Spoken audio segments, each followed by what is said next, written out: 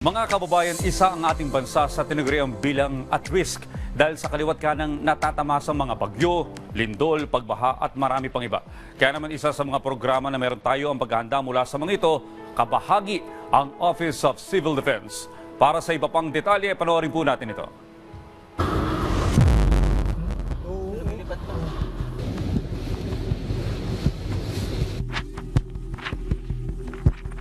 Lakas! Buti walang tao dun, no? Ang Pilipinas ay pangatlong sunod na taon nang itinuturing bilang pinaka-at risk na bansa sa buong mundo pagdating sa natural disasters.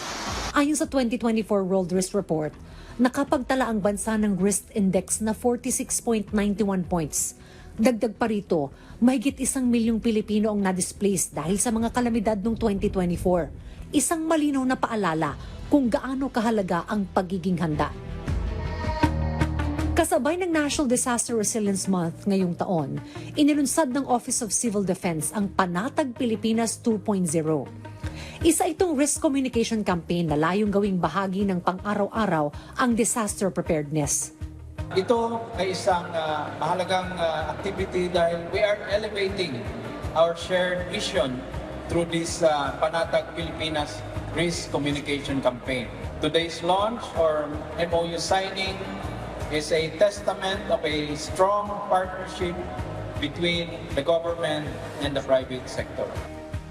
Sa ilalim ng nasabing Memorandum of Understanding, makikita na ang mga infotainment videos sa malls at cinemas na nagtuturo ng tamang hakbang sa panahon ng bagyo, lindol, baha at iba pa.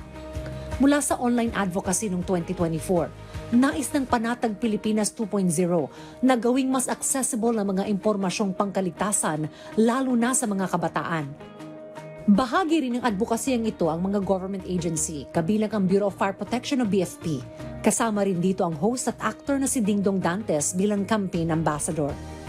Ang role ng Panatag Pilipinas dito is to make the topic and is to make disaster preparedness, number one, easy to understand. Then gusto natin maging mas simple ang mga tips at usapin ng disaster preparedness. The goal is to also make it relatable, di ba? Hindi lang mo sa kabataan kung hindi sa lahat. The goal is to make it accessible. Ang kahandaan ay hindi lang para sa sarili, kundi para sa pamilya, komunidad at bayan. Sa tulong ng mga inisyatibo gaya ng Panatag Pilipinas, mas nagiging posible ang isang ligtas at matatag na Pilipinas.